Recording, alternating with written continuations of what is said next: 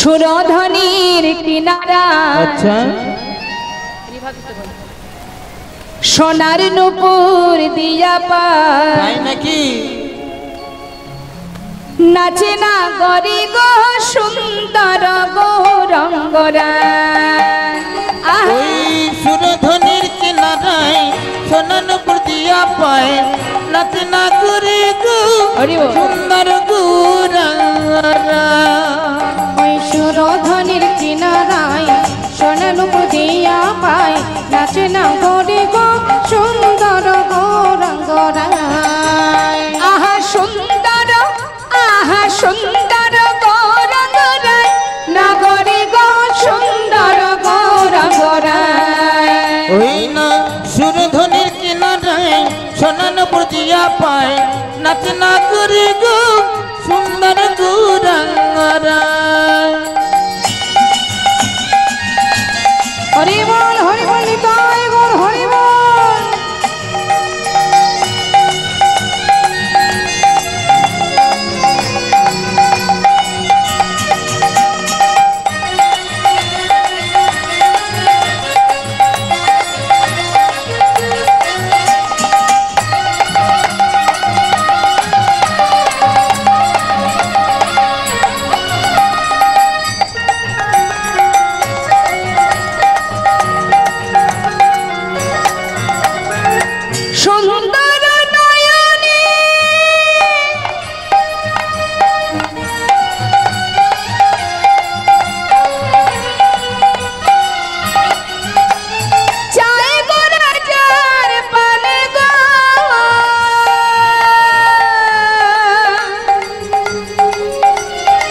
সুন্দর নয়নে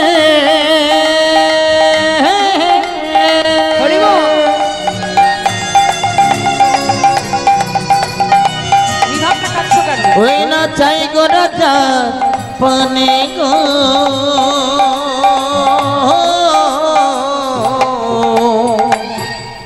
এই জগতের কোন জীব যদি গৌরহরিকে দেখে সাক্ষাৎ দর্শন করে সে কি আর ঘরে ফিরতে পারবে মা? কিন্তু এটা হচ্ছে আমাদের দেখা। আর প্রভু যদি কারোর দিকে একবার লক্ষ্য দেয়, কারোর দিকে যদি তিনি একবার লক্ষ্য দেন, তার অবস্থা কি হবে? ঠিক এমন একটা ঘটনা ঘটেছিল নবদ্বীপ ধামে। প্রভু স্নান করছেন, দেহটা রয়েছে জলের তলায়, মুখটা উপরের দিকে। আর সেই সময় মা বিষ্ণুপ্রিয়া তিনি গেছেন গঙ্গায় স্নান করতে। প্রভুর সেই বদন কমলটা লক্ষ্য পড়েছে, আর গৌরহরিও ঠিক মা বিষ্ণুপ্রিয়ার দিকে লক্ষ্য দিয়েছে। ওই যে লক্ষ্য দিয়েছে, নারী জাতির যা ছিল মা সর্বস্ব তার চরণে সঁপে গেছে। তাই তো শাস্ত্রে বলছে যে প্রভু যদি কারোর দিকে একবার তাকায়, তার কি হবে? ও তার দেহ ছাইরা, তাই নাকি এই দেহ ছাইরা মনটা লইয়া যায় নগরী গো সুন্দর গৌরঙ্গরায়। ওই না সুরধনির কিনারায় সোনার উপর দিয়া পায় নাচে না করে গো সুন্দর গৌরঙ্গরা। আহা সুন্দর গৌরঙ্গরায়, সুন্দর গৌরঙ্গরায়, সুন্দর গৌরঙ্গরা, সুন্দর গৌরঙ্গরায়। দুটি বাহু তুলে নবদ্বীপ ধাম কি, শুভ রথযাত্রা কি, জয় জগন্নাথ দেব কি, জয় বলদেব কি, জয় সুভদ্রা মাতা কি, জয় নিতাই গৌর হরি বল হরি বল হরি বল। জয় নিতাই জয় গৌর। শ্রীধাম নবদ্বীপ ধাম, নবদ্বীপ চন্দ্র আমার গৌর হরি, যিনি কলিযুগে কলিহত জীবের লাগি তিনি হাতে ধরে পায়ে ধরে হরিনাম দিয়েছে। ওরে জীব, যদি একবার উদ্ধার পেতে চাস মুখে হরিনাম জপ কর। আমাস্তে হরিনাম ছাড়া কলিজীবের নাহি আর ধর্ম, সর্বধর্ম সার নামে শাস্ত্র মর্ম। হরিনাম ছাড়া কলিজীবের আর গতি নাই, গতি নাই, গতি নাই। তা সেই করুণাময় গৌর হরি জীবের ঘরে ঘরে হরিনাম দিয়ে হঠাৎ তিনি নাম প্রচারের জন্য মা সচী মায়ের কাছ থেকে বিদায় নিয়ে, মাতা বিষ্ণুপ্রিয়ার কাছ থেকে বিদায় নিয়ে চিরতরে সন্ন্যাসী হয়ে চলে যান। কাদের জন্য মা? আমাদের জন্য। তিনি একবার নয় বারবার এসেছেন। কেন জানেন? সৃষ্টি করেন কে? সৃষ্টি করেন ব্রহ্মা, পালন করেন কে? বিষ্ণু, সংহার করেন কে? তাহলে একবার ভাবুন, তাহলে যিনি পালন করছেন ভগবান যুগে যুগে আসছেন আমাদেরকে পালন করার জন্য, ভালো রাখার জন্য, সুখে রাখার জন্য। কিসে তারা ভালো থাকবে? কারণ আমরা তো তার সন্তান, তারই সৃষ্টি। তাহলে আমাদেরকে ভালো রাখার তার দায়িত্ব। যেমন আমরা আমাদের সন্তানদের ভালো মন্দ চাই, কিসে ওরা ভালো থাকবে? সারা জীবনটা খাটছি কাদের জন্য? নিজের জন্য। পরিবার, ছেলে মেয়েরা ভালো থাকবে। তাহলে যিনি আমাদের পিতা, তারও একটা দায়িত্ব আছে। সে যুগে যুগে এসেছেন অবতীর্ণ হয়ে। কেন এসেছেন? যুগে যুগে জীবকে সঠিক পথ দেখাবার জন্য। আমরা যদি সঠিক পথের সন্ধান না নিই সেটা আমাদের ভুল, কিন্তু যে নিয়েছে সেই তো পৌঁছে গেছে মা। যার প্রমাণ ষড় গোস্বামী, নামাচার্য শিলা ঠাকুর হরিদাস, মুর্শিদাবাদ জেলার মস্ত বড় জমিদার লালাবাবু। চিন্তা করে দেখুন একবার, সকাল সকাল তারা নিজের পথকে বেছে নিয়েছে। যারা এখনো বোঝেনি তারা এখনো এই ত্রিতাপ জ্বালায় সংসারে ভোগ করছে। একটা ছিন্ন বসন করে তারা যেমন তেমন নয়, এক একজন বড় বড় জমিদার ছিলেন। তাহলে এত সুখ, আমরা যেমন সুখের আশায় মরে যাই সারা জীবন ধরে, তাহলে ভাবুন তো এত সুখ ছেড়ে তারা কেন চলে গেল? কি বুঝলো তারা? তারা বুঝলো কি কোনটা ঠিক কোনটা ভুল? তাদের বোঝার শক্তি দিয়ে তারা বুঝেছে। আমাদের সেই শক্তিটুকু নেই, তাই বুঝতে পারছি না। মনে মনে ভাবছি এখানেই বোধহয় সুখ। না, এখানে কোনো সুখ নেই। জগতে সেই হচ্ছে মহা সুখী সুখী, মহাধনে ধনী, যে যেন গোবিন্দ ধনে ধনী। তার প্রমাণ প্রিয় সখা সুদামা। সারা জীবন কষ্ট পেয়েছে যে সুদামা, সেই সুদামার জন্য সেই সুদামার জন্য ভগবান স্বর্গ মর্ত পাতাল সর্বস্ব ভক্তের ভক্তিতে তিনি এমন ভাবে বিভোর হয়ে গেছে যে সুদামার আনা চিড়িয়ে মুখে দিচ্ছে একটু একটু করে, আর একটা একটা করে জায়গা সুদামাকে দিয়ে সঁপে দিচ্ছে। সেই সময় রুক্মিণী সত্যভামা গোবিন্দের কাছ থেকে চিড়েটুকু কেড়ে নিয়েছিলেন। হে প্রভু, তুমি একা কেন খাচ্ছ মহাপ্রসাদ, আমাদের দেবে না? কেড়ে নিয়েছিলেন। না নিলে ওই স্বর্গমর্ত পাতাল সবই সুদামাকে দিয়ে দিত। একটা সোনার প্রাসাদ বানিয়ে দিয়েছিলেন সুদামাকে ভগবান কৃষ্ণচন্দ্র। এই তো হচ্ছে ভক্ত। তো বাবা, সেই করুণাময় গৌর সুন্দর নাম প্রচারের জন্য তিনি সর্বস্ব পরিত্যাগ করে চলে যান নীলাচলে। পুরীধামে যখন তিনি গিয়েছিলেন মা, তিনি একা যাননি, তার সঙ্গে এই নবদ্বীপে যারা সর্বদাই পথে পথে হরিনাম করে বেড়াতো পার্ষদ বিন্দু যারা, তারাও গিয়েছিলেন গৌর হরির সঙ্গে।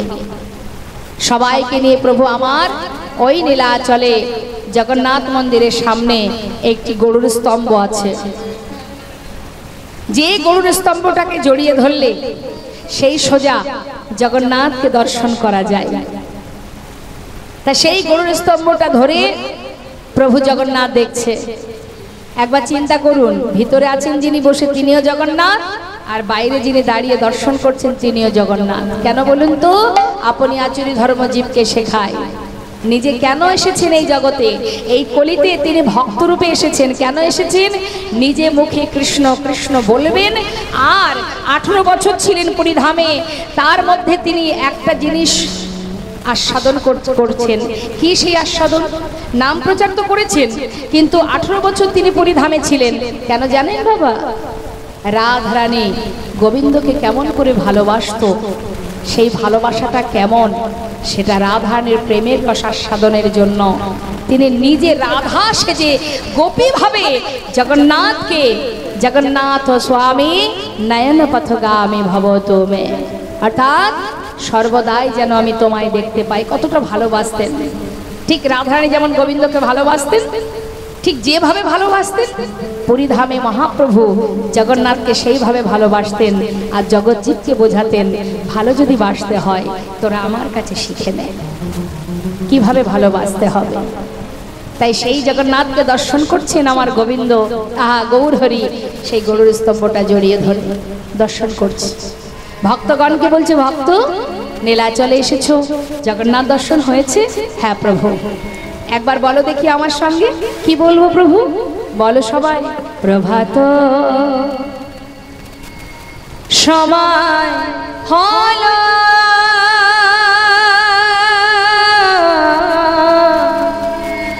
সবাই কৃষ্ণ কৃষ্ণ বলো।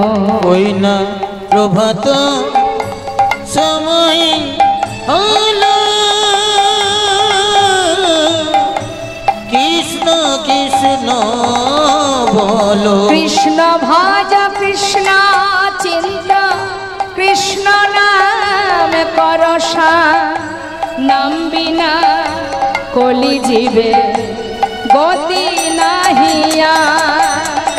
কৃষ্ণ ভজ কৃষ্ণ চিন্ত, কৃষ্ণ নাম করসার, নাম বিনা কলি জীবে গতি নাহিয়ার।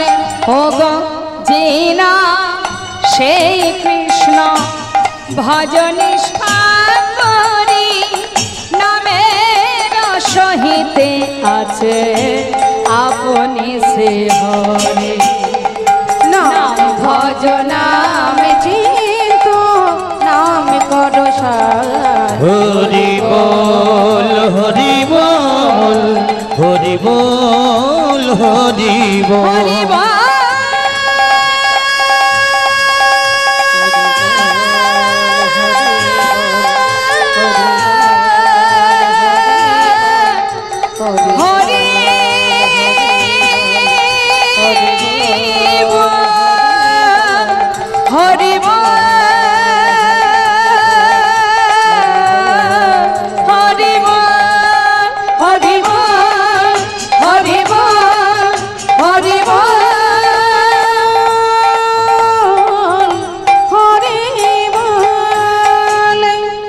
আনন্দে ভাবাই ভক্তগণকে নিয়ে প্রভু আমার আনন্দে মেতে আছেন।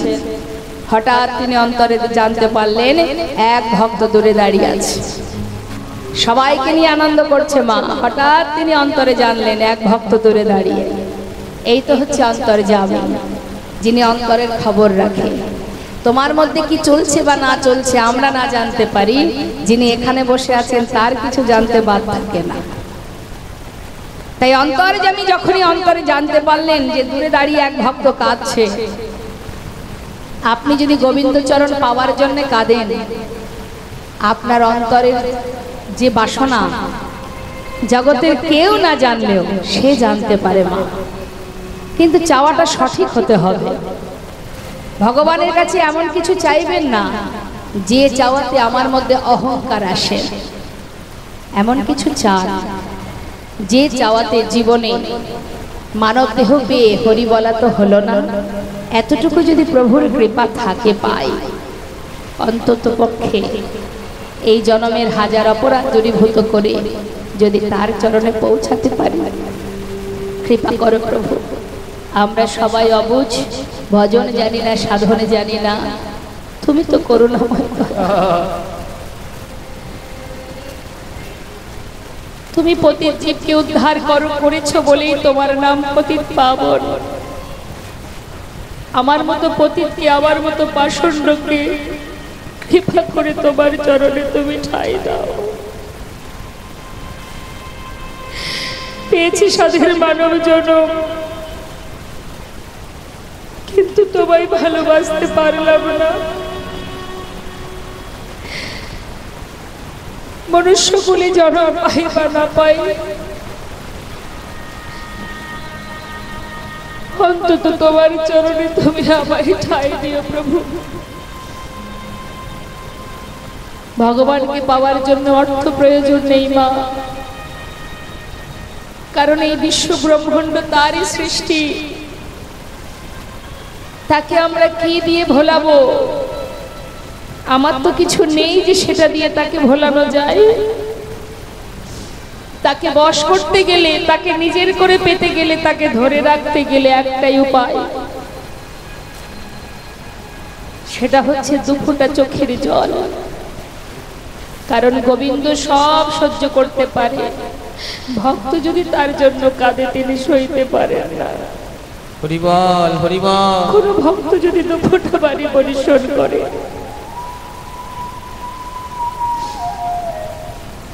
কারণ তিনি করুণাময়, তিনি পতিত পাবন, তিনি দয়াল, কাঙালের হরি তিনি। অর্থ দিয়ে ভগবানকে পাওয়া যায় না, পাণ্ডিত্য দিয়ে পাওয়া যায় না, কোনো কিছু দিয়ে তাকে পাওয়া যায় না। যদি তোমার বিদ্যা বুদ্ধি না থাকে কোনো দুঃখ নেই, তোমার অর্থ না থাকে দুঃখ নেই। দেবর্ষী নারদকে বলেছিল, নারদ, জীব যদি ভালোবেসে আমাকে একটা ফুল দিয়ে ডাকে, আমি তার ডাকে সাড়া দেব। দেবর্ষী বলেছিলেন, দয়াময়, এদের কাছে যদি ফুল না থাকে কি দিয়ে তোমায় ডাকবে, কেমন করে ডাকবে?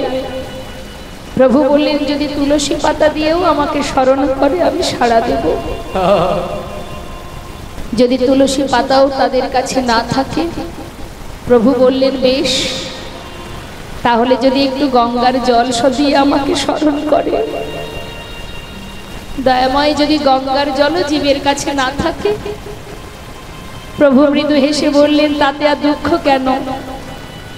এই জগৎ তো আমারই সৃষ্টি, আমার সৃষ্টি যা কিছু সেগুলো আমার প্রয়োজন নেই। আমার ভক্তরা আমার সন্তান, তারা যদি আমাকে ভালোবেসে, তাদের দেহে যে দুটি নয়ন, আমি যে নয়ন তাদের দিয়েছি, এই নয়নে একটা নয়নে দিয়েছি গঙ্গা আর একটাই দিয়েছি যমুনা। সংসারের জন্য ওরা সারা জীবন কাঁদে, আর যদি শুধুমাত্র আমার জন্য দুফোঁটা বাড়ি বরিশন করতে পারে, দুফোঁটা চোখের জল যদি দিয়ে বলতে পারে, প্রভু আজ থেকে আমি তোমার আর তুমি আমার, জীবন আর কিচ্ছু নয়, আজ হতে আমার যা কিছু সবই তোমার আর তুমি আমার, চিরতরে বাধা পড়ে যায়। কারণ ভক্ত আমার মাতা, ভক্ত আমার পিতা, ভক্ত আমার গুরু, আদর করে নাম দিয়েছে আমার নাম বাঞ্ছা কল্পতরু। ভক্ত দিলে খাই, না দিলে আমি উপবাসে যাই। ভক্তের হাতেই প্রেমের ডুরি, ভক্ত আমাকে যেদিকে ঘোরায় আমি সেই অন্তরে জামি। অন্তরে জানতে পেরে ছুটে গেলেন সেই ভক্তের কাছে। কে তুমি? দূরে দাঁড়িয়ে কাঁদছো কেন? কি নাম তোমার? আমার নাম গোবিন্দ ঘোষ। কার কাছে এসেছো? নীলাচলে জগন্নাথ দর্শনে? না প্রভু, আমি তোমার কাছে এসেছি। কেন? আমি তোমার সঙ্গী হব। কেন? আমার সঙ্গী কেন হবে? দয়াময়, আমার বলতে যা কিছু সর্বস্ব ত্যাগ করে শুধু তোমার সঙ্গী হব বলে ছুটে এসেছি, আমাকে তুমি ফিরিয়ে দিও না। দেখো, যে আমার সঙ্গী হতে চায় তার যে সারা জীবন কষ্ট পেতে হয়, তার থেকে সেই ভালো না ঘরের ছেলে ঘরে ফিরে যাওয়া। যাও, ঘরে চলে যাও, আমার সঙ্গী হতে যেও না। কারণ যে আমার সঙ্গী হবে তাদের যে কষ্ট আর কষ্টই পেতে হবে।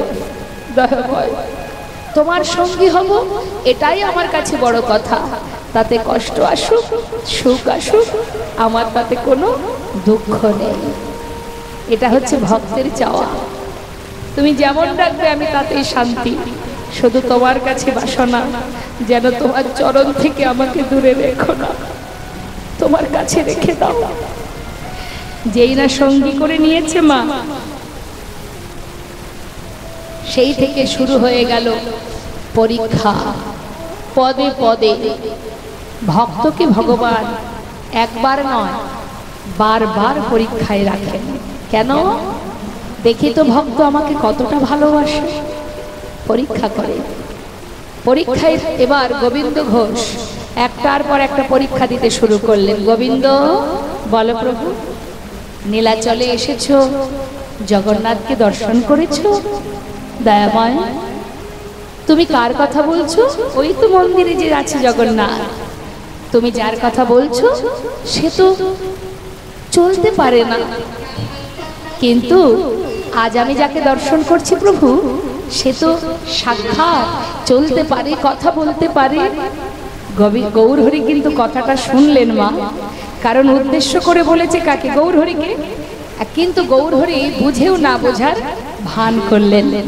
ও গোবিন্দ, নীলাচলে আবার সাক্ষাৎ জগন্নাথ কোথায় দেখলে তুমি? শুনবে, তুহু জগন্নাথ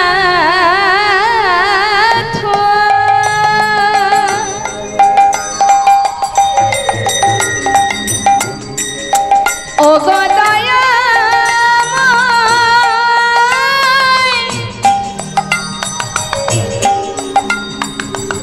তুমি হলে জগন্নাথ,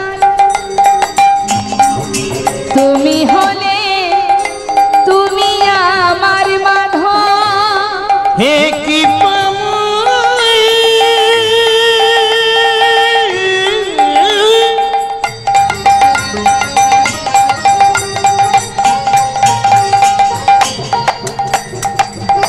তুমি হলে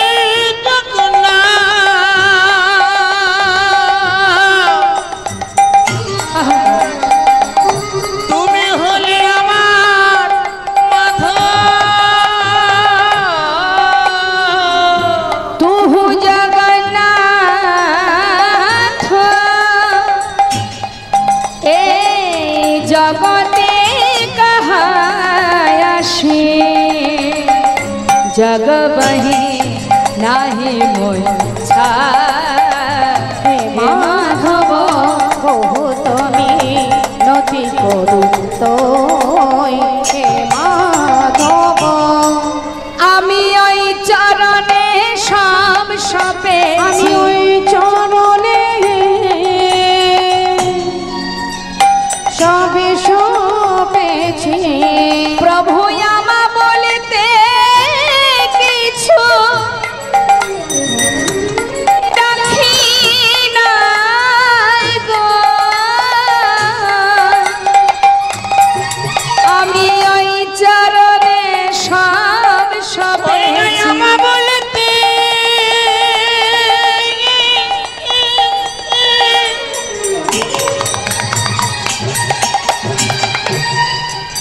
কিছু রাখি নাই গো,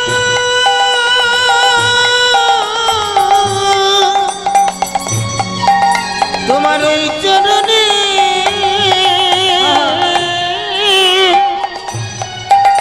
আমি সবই সপেছি।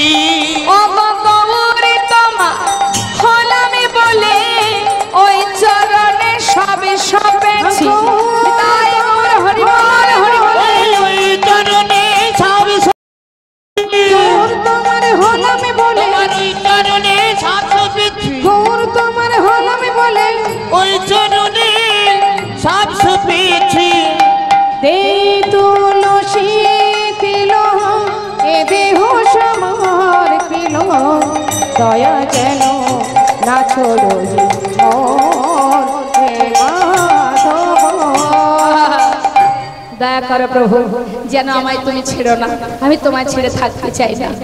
সঙ্গী করে নেবার পর মা এবার প্রভু বলে উঠলেন, শোনো ভক্ত, আজই নীলাচল ছেড়ে আমরা কয়েকদিনের জন্য একটু তীর্থে যাব। তুমি যাবে? হ্যাঁ প্রভু। তাহলে চলো।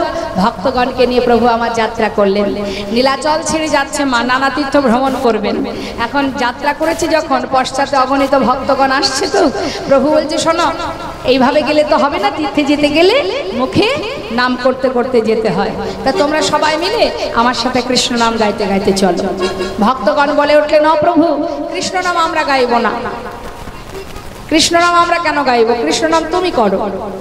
তাহলে তোমরা কি করবে? বলে আমরা করব আমাদের প্রভুর নাম। কলির ভগবান কে মা? গৌর হরি, তাহলে আমরা কেন কৃষ্ণ নাম করব? সে তুমি করো, আমরা গাইব তোমার নাম, অর্থাৎ গৌর গুণগান করব। বেশ, গৌর হরি যাচ্ছে আগে আগে, আর পশ্চাতে ভক্তগণ যাচ্ছে। আর আমরা যেহেতু লীলা শ্রবণ করছি, আমরাও তো সেই, আমাদের মনটাও তো সেই লীলার সাথে সাথে যাচ্ছে। তাহলে চলুন দেখি আমরা সবাই মিলে গৌর হরির পশ্চাতে গৌর নাম জপ করতে করতে সবাই মিলে যাব। কষ্ট হচ্ছে নাকি? কষ্ট হচ্ছে না তো? কষ্ট হলেও কিছু করার নেই, এই তো সুযোগ। এই সুযোগে যে যতটুকু করে ভগবানের নাম করতে পারবেন, চিত্রগুপ্তর খাতায় সব কিন্তু তোলা হবে।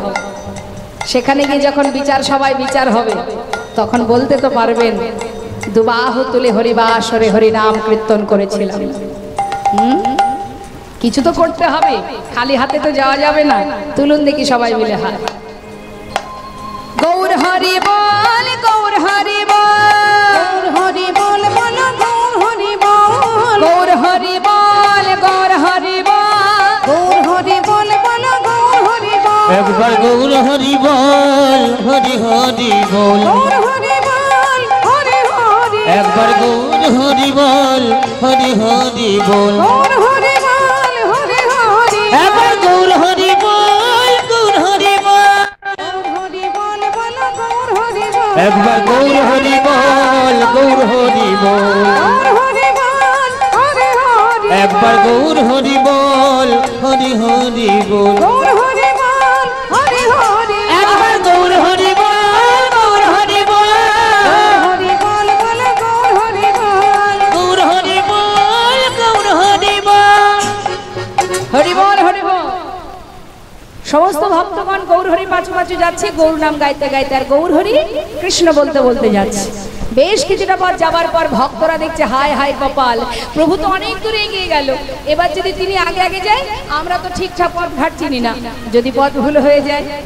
এক ভক্ত ডাকছে, ও দয়ামা, ও প্রভু গৌর হরি।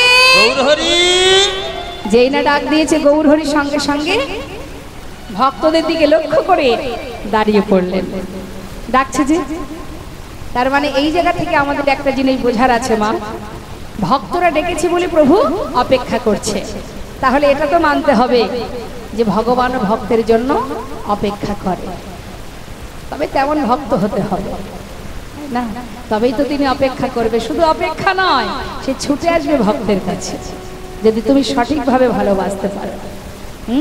তার জন্য অনেক কিছু লাগে না, শুধু মনটা লাগে, এই হৃদয় দিয়ে ভালোবাসতে হয়। কি হয়েছে মা, যেই না ভক্তরা কাছে এসেছে, গৌর হরি বলছে তাড়াতাড়ি চলো, এত ধীরে ধীরে গেলে পৌঁছাবো কি করে? যাচ্ছে প্রভু, কিন্তু তোমার বাছু ধরতে পারছি না, এত দ্রুত চলেছো তুমি। গৌর হরি ধীরে ধীরে গোবিন্দ ঘোষের কাছে এসে আবার গোবিন্দকে পরীক্ষা করছে। অ গোবিন্দ, গোবিন্দ বলো প্রভু, সব ত্যাগ করে সমস্ত কিছু ছেড়ে আমার সঙ্গী হয়ে আমার সঙ্গে তীর্থে যাচ্ছ, তোমার মনে আর কোনো বাসনা টাসনা আছে কি? তাহলে বলতে পারো। গোবিন্দ ঘোষ বলছে, ও প্রভু, বাসনা সবার যেমন থাকে আমারও আছে। আচ্ছা, বাসনা আছে তাহলে এখনো? কি বাসনা গোবিন্দ? ভক্তের মনের বাসনা জিজ্ঞাসা করছে প্রভু, বলো তুমি কি তোমার মনে বাসনা? ভক্ত বলে উঠলেন, ও প্রভু, শুনবে তাহলে আমার কি বাসনা? শোনো, আমার মনেতে ছিল গো বাসনা, বাসনা, আমার মনেতে ছিল গো বাসনা, একই বাসনা, যাব মধুর বৃন্দাবন,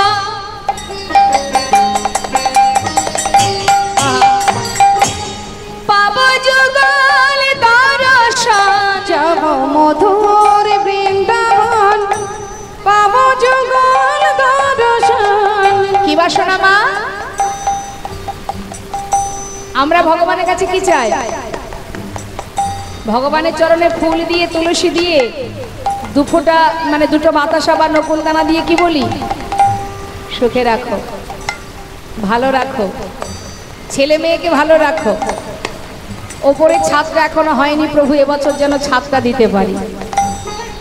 হে দয়াময়, কত আশা আমাদের, সে আমি বলে শেষ করতে পারবো না। যাই হোক, এটা আমাদের চাওয়া, তাই তো? একটা যেন লক্ষ্মীমন্ত বৌমা পাই, যাও বা বৌমা হলো, হে প্রভু আর কিছু চাই না, একটা বংশের নাতি যেন আমার হয়, শেষ আছে চাওয়ার আমাদের। কিন্তু ভক্ত কি চায়? প্রভু আমার মনে বাসনা কি জানো? যাব মধুর বৃন্দাবন, আহা, পাবো যুগল দর্শন, সে বাসনা, সে বাসনায় আমার, সে বাসনায় আমার পুরিল না। আমার মনেতে ছিল গো বাসনা, এক বাসনা, আর মনেতে ছিল গো বাসনা, এক বাসনা। যেই না বলেছে যুগল দর্শনের বাসনা, ছুটে গিয়ে গৌরহরি গলাটা জড়িয়ে ধরেছে গোবিন্দ। গোবিন্দ ঘোষকে বলছে, গোবিন্দ তোমার মনে যে বাসনা, আমারও তো সেই একই বাসনা, বৃন্দাবনে যাব, যুগল দর্শন পাব। ভক্তকে পরীক্ষা করে মা আবার যাত্রা করলেন। যাচ্ছে, হঠাৎ কি হলো দেখুন, হঠাৎ প্রভু আমার দূরে, অনেক দূর থেকে আসছে, পূর্বস্থলী থেকে, আহা নীলাচল থেকে আসছে, তো এসে পৌঁছালেন কোথায়?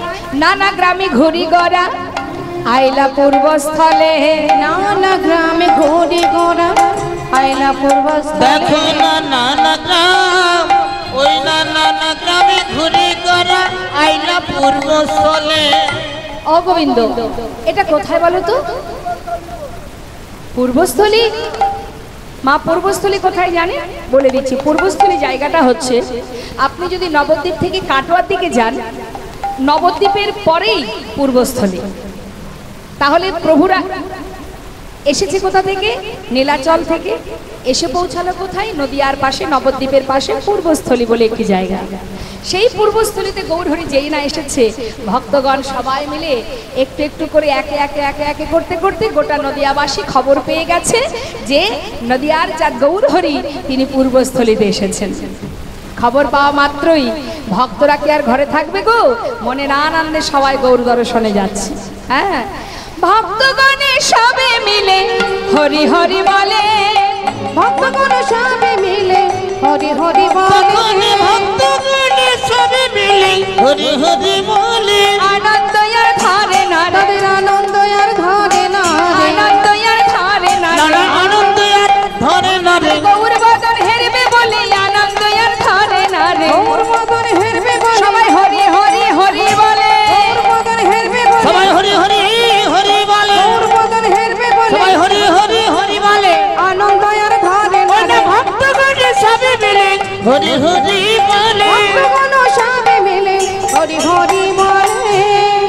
কিন্তু গৌরহরি গোবিন্দকে পরীক্ষা করার জন্য বলে উঠলেন, ও গোবিন্দ শোনো, সেই নীলাচল থেকে যাত্রা করেছি, এখনো তো কোথাও সেবা করিনি, একটা কাজ করো, সেবার ব্যবস্থা করো, সেবার আয়োজন করো। যেই না বলেছে মা গোবিন্দ ঘোষের একটু রাগ হয়ে গেছে। কেন বলুন তো? তুমি তো বললে প্রভু সেবার ব্যবস্থা করো, এত ভক্তের সেবার দায়িত্ব তুমি আমার ঘাড়ে চাপিয়ে দিলে, আমি একা একা কি করে করব সেটা একবারও ভাবলে না? মনে মনে ভাবছি, কিন্তু যার ভাবনা তো সেই ভাবনা। হ্যাঁ, আমরা তো অনেক কিছুই ভাবি। হরে কৃষ্ণ। আমার দিকে তাকান, ঘুম আসছে? কত বড় বড় হাই উঠছে দেখুন। হ্যাঁ, মৃদু মৃদু ঠান্ডা ঠান্ডা আবহাওয়া, কেন ঘুম পাবে না? তার মধ্যে আবার ফ্যানের ব্যবস্থা। বসে থাকলে তো ঘুম পাবেই। হ্যাঁ, একটা গান আছে না, ঘুম পেয়েছে বাড়ি যা, হরি বল হরি বল। ঘুমালে হবে না। দেখুন, এই ঘুম কিন্তু কলির এক মেয়ে, একে যত ডাকবেন না তত আপনার ঘাড়ে চেপে বসবে। ঘুমানোর জন্য অনেক সময় পাবো আমরা, পাবো না মা? বেঁচে থাকার সময়টা আমাদের কম। কখন যে সারা জীবনের ন্যায় প্রভু ঘুম পড়িয়ে দেবে, মন চাইলেও হাজার হাতে পায়ে ধরলেও আর এক সেকেন্ডের জন্য চোখ মেলতে পারবো না। যদি বলি প্রভু একটু দাঁড়াও, একটা সেকেন্ড সময় দাও, দেবে না। তা ঘুমানোর জন্য দুঃখ পেয়ে লাভ নেই, একদিন আসবে সারা জীবনের ন্যায় ঘুমিয়ে পড়বো, কিন্তু জেগে থাকবো কতটুকু সময়, এটাই আমাদের চিন্তার বিষয়, তাই না? হরিবল হরিবল, পেয়েছি সাধের মানব জনম, সময় গেলে আর পাবে না। লালন ফকিরের একটি গান আছে না, সময় গেলে সাধন হবে না। সত্য কথা মা, সময় চলে গেলে সাধন হবে না। এই তো সময়, যা করতে হবে এখনই করতে হবে, কারণ আগে জানতে হবে যে আমার আসল পরিচয়টা কি। মা আপনার বাড়ি কোথায়? যে ঘুমাচ্ছে, মাকে ডেকে দিন। আপনার বাড়ি কোথায়? এই এখানে?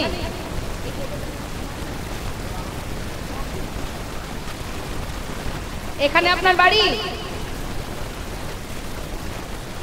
সবাই মন দিয়ে শুনবেন, তাহলে এখানে আপনার বাড়ি, আপনাদেরও তো তাই, তাই তো? এর আগে আপনারা কোথায় ছিলেন?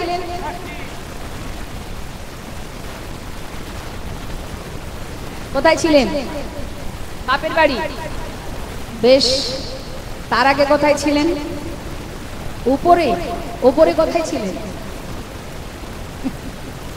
জানেন? নির্দিষ্ট ঠিকানাটা জানেন? জানেন না। যখন মারা যাবেন তখন কি এখানেই থাকবেন? আবার উপরে যাবেন? তা আমরা উপরে যাব না নিচে যাব আমরা তো জানি না। কর্ম যদি ভালো করি তবে তো উপরে যাব। তা উপরে জায়গাটা জানা আছে? তার মানে কোথা থেকে এসেছি জানি না, আবার যাব কোথায় জানি না। তাহলে এটা আমার ঠিকানা হয় কি করে? এ তো দুদিনের জন্য। যেখানে আমরা বসবাস করছি, বাসস্থান, আমার থাকার জায়গা, একটা বাসা, হ্যাঁ, এটা আমার ঘরও নয়, এটা আমার ঠিকানা নয়, এটা থাকবার বাসা, বাসস্থান। আসল ঘর এখানে নয়, যেখান থেকে আসা সেখানেই যাওয়া। যেমন মনে করুন, সিনেমা হলে যখন সিনেমা দেখতে যায় মানুষ, যে পর্দাতে সিনেমাটা হয়, পর্দার রংটা কি থাকে মা? সাদা থাকে তো? বেশ। 3 ঘন্টা রং বেরঙের ওই পর্দা, সাদা পর্দায় রং বেরঙের একটা নাটক আপনারা দেখেন, কত রঙিন নাটক, দেখতে দেখতে পাগল হয়ে যান, কি ভালো লেগে যায়, তাই না? 3 ঘন্টা পর এই রঙিন নাটকটা দেখার পর খুব গভীরভাবে বুঝবেন কথাগুলো। ওই পর্দার রংটা কি রঙিন হয়ে যায়? সেই ঘুরে ফিরে সাদাই হয়। তা আমাদের জীবনটাও তাই। আমরা এখন রঙিন হয়ে বিচিত্র নাটক মঞ্চে নানাবিধ নাটক করছি, কিন্তু আমাদেরও আবার ঘুরে ফিরে সেই স্থানেই ফিরে যেতে হবে না। তাই গৌর হরিবোল হরিবোল। তাই তো রামভক্ত তুলসী দাস তিনি বলছেন, मन की तरंग को मार लो, बस हो गया भजन,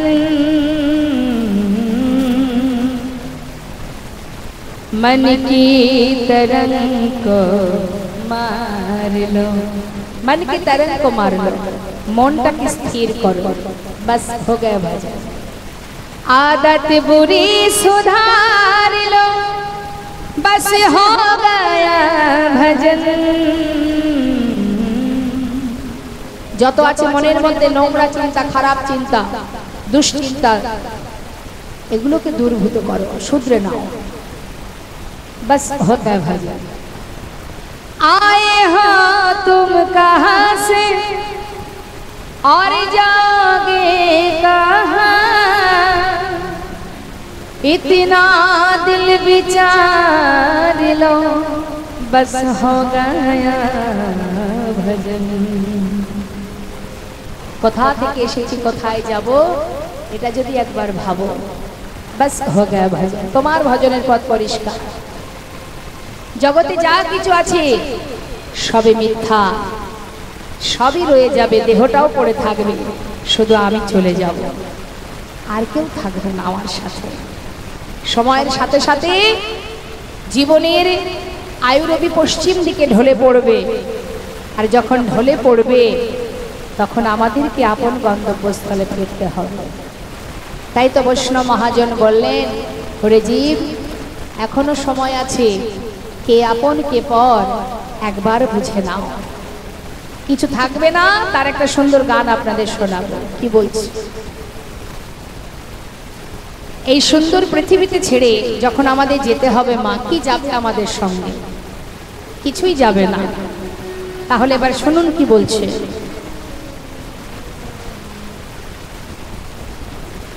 তোমার সোনার অঙ্গ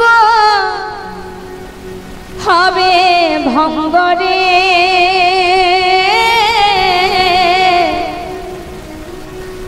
যেদিন পুড়ে হবে ছাই, ওই নীল আকাশে যাবে মিশে কয়লারি ধোঁয়া। সেদিন নীল আকাশে যাবে মিশে কয়লারি ধোঁয়া। ও তোমার সোনা অঙ্গ হবে ভঙ্গরে,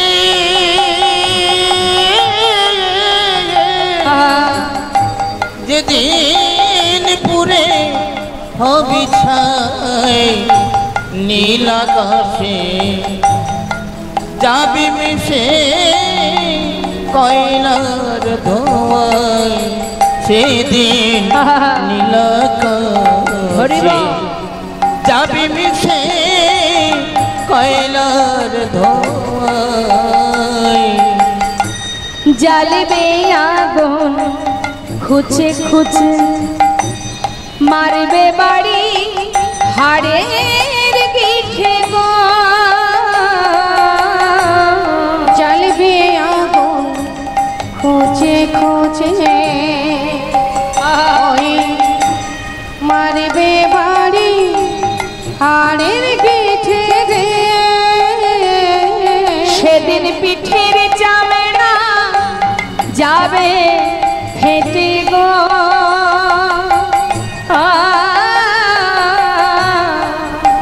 ও তোমার পিঠের চামড়া যাবে ফেটে গো।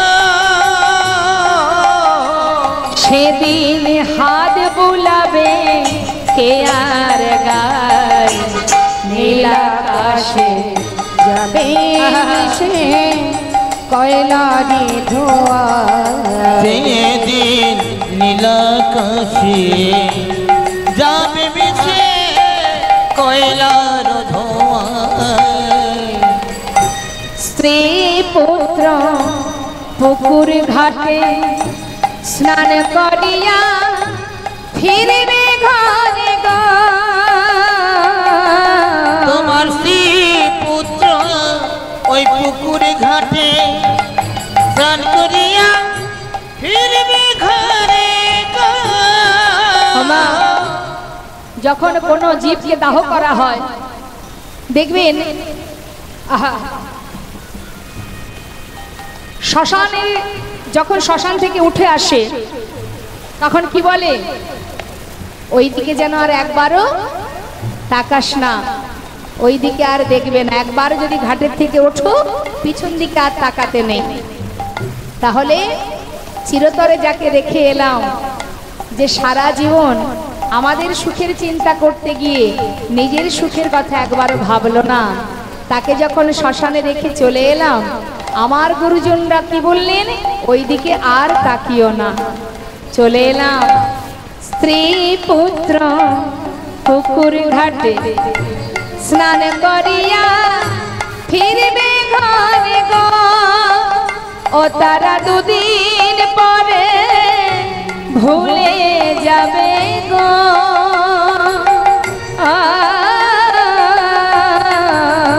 তারা দুদিন পরে ভুলে যাবে গো।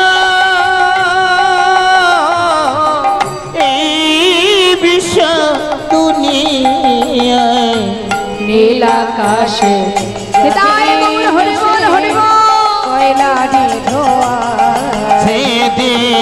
নীলাকাশে যাবে মিশে কয়লার ধোঁয়া। সমস্ত ভক্তগণ তারা গৌর দর্শনে যাবে বলে সবার হাতে সেবার বস্তু, আনন্দ ধরছে না। গৌর এসেছে পূর্বস্থলিতে, মনের আনন্দে যাচ্ছে সেবার বস্তু নিয়ে। এখন নদেবাসী যত ভক্ত আছে সবার হাতে যে সেবার বস্তু, সবগুলো এক জায়গায় করলে কতটা হবে? অনেক তো, হ্যাঁ। এই জন্য শাস্ত্রে বলে ভগবত দর্শনে গেলে কখনো খালি হাতে যেতে নেই। আপনার ক্ষমতা যতটুকু সামর্থ্য অনুযায়ী কিছু না কিছু প্রভু সেবার জন্য নিয়ে যেতে হয়। তাই ভক্তগণ যাচ্ছে মা গৌর দর্শনে, আমরাও সবাই মিলে যাব গৌর দর্শনে। কি বলছে মহাজন? আনন্দে ধাবলো সবে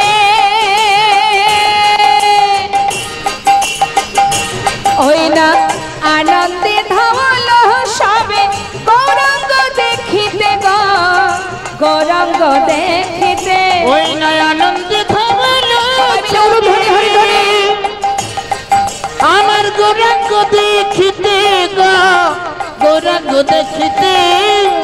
গৌর গৌর গৌর বলে গৌর গৌর গৌর মুখে গৌর গৌর গৌর বলে নাচিতে নাচিতে গো, নাচিতে নাচিতে মুখে গৌর গৌর গৌর বলে যায় নাচিতে নাচিতে গো, নাচিতে নাচিতে। কেহ নাচে কেহ গায়, কেহ বলে হরি রে, কেহ বলে হরি। ওই না কেহ নাচে কেহ গায়, আর কেহ বলে হরি গো, কেহ বলে হরি। দেখো ধুলাতে লুটায় সবে, ধুলাতে লুটায় সবে ওই না ধুলাতে লোটায় সবে যাই গড় গড়ি রে, যায় গড়া গড়ে। আনন্দ আর ধরে না রে, তাদের আনন্দ আর ধরে না আনন্দ আর ধরে না। তাদের আনন্দ আর ধরে না রে। ওই গৌর বদন হেরবে বলে আনন্দ আর ধরে না রে। গৌর বদন হেরবে বলে হরি হরি হরি বলে, গৌর বদন হরি সবাই হরি হরি হরি বলে গৌর বদন হেরবে বলে তাদের আনন্দ আর ধরে না রে। মুখে গৌর গৌর গৌর বলে যায় নাচিতে নাচিতে গো, নাচিতে নাচিতে। সবাইকে দর্শন করে গৌর হরি বলছে, গোবিন্দ খুব চিন্তা হচ্ছে তোমার, দায়িত্ব দিয়েছি বলে বড় চিন্তায় পড়ে গেছো, কি হবে কি হবে। আর চিন্তা নেই, দেখো আমার ভক্তরা সবাই এসেছে, কেউ খালি হাতে নয়, সবার হাতে সেবার বস্তু। আর চিন্তা নেই, যাও তাড়াতাড়ি করে রন্ধন করো। রন্ধন হলো মা, রন্ধনের পর প্রভু কি করলেন? এনে সেবা করলেন। সবার আগে প্রভুর সেবা দিলেন। এখন সেবার পর প্রভু কি করলেন? গোবিন্দ ঘোষের কাছে গিয়ে আবার হাত বাড়ালেন কিছু পাওয়ার জন্য। হাত বাড়িয়েছে মা, সেবার পরে হাত বাড়িয়েছে কেন? মুখশুদ্ধি চাই। তা কি মুখশুদ্ধি? হ্যাঁ, ও গোবিন্দ দাও। যেই না হাত বাড়িয়েছে গোবিন্দ ঘোষ অবাক, এই তো তুমি সেবা করে উঠলে, আবার কি চাই? সেবার পরে কি দিতে হয় জানো না? না প্রভু, কি দিতে হবে? কি চাই তোমার? বলো, আমি এক্ষুনি এনে দেব। গোবিন্দ, আমার যে একটু মুখশুদ্ধি চাই। ও এই ব্যাপার, ঠিক আছে তুমি বসো, আমি এক্ষুনি ভিক্ষা করে নিয়ে আসছি। প্রভুকে বসিয়ে রেখে গোবিন্দ ঘর যাচ্ছে মা ভিক্ষা করতে, মুখশুদ্ধি ভিক্ষা করতে। জীবের দ্বারে দ্বারে গিয়ে বলছি, মুখশুদ্ধি মাগিবার তরে গোবিন্দ চলিল। মুখশুদ্ধি মাগিবার তরে গোবিন্দ চলিল। দেখো না মুখশুদ্ধি, ওই মুখশুদ্ধি মাগিবার তরে গোবিন্দ চলিল। মুখশুদ্ধি ভিক্ষা করতে যাচ্ছে মা। হ্যাঁ, জীবের দ্বারে দ্বারে গিয়ে বলছে, মুখশুদ্ধি দাও না মোরে, মুখশুদ্ধি দাও না মোরে, মুখশুদ্ধি দাও না মোরে। মুখশুদ্ধি দাও না মোরে। ভজনের অবশেষে মুখশুদ্ধি দাও না মোরে। ওজনের অবশেষে মুখশুদ্ধি দাও না মোরে। আমার মহাপ্রভুর সেবার করে মুখশুদ্ধি দাও না মোরে। আমার মহাপ্রভুর সেবার তরে মুখশুদ্ধি দাও না মোরে। দুইটি হরি তকি মাগিয়া লইল, দুইটি হরি তোকে মাগিয়া লইল। দুটো হরিণকে ভিক্ষা করেছে গোবিন্দ ঘোষ, ভিক্ষা করে ফিরে আসছে। কিন্তু আসবার পথে মানে কিছুটা পথ আসলেন, আসার পরে হঠাৎ তার ক্লান্ত শরীর মানে পরিশ্রম হয়ে গেছে, একবার ছুটে ছুটে গেছে তো মা, পরিশ্রম হয়েছে, ভাবছে একটু বিশ্রাম করি তারপরে আবার যাব। তা একটা গাছের ছায়ে বসে বসে বিশ্রাম করছে, আর হাতে রয়েছে সেই দুটো হরিতকি, আর মনে মনে ভাবছে কালকে প্রভু আবার কোথাও গিয়ে যদি বলে গোবিন্দ মুখশুদ্ধি দাও, আজ তো আমাকে এত পথ যেতে আসতে হলো, 6 ক্রোশ পথ, কাল যদি আরো যেতে হয়, তার থেকে তো একটা কাজ করাই যায়, দুটো হরিতকি তো, দুটোই প্রভুকে দিয়ে কাজ নেই, একটা আমার কাছে রেখে দেবো আর একটা প্রভুকে দেবো। সেই ভালো, সে তো আর জানছে না আমি কি গিয়ে দিয়ে কি করছি। এটা আমরাও ভাবি, এটা আমরাও চিন্তা করি।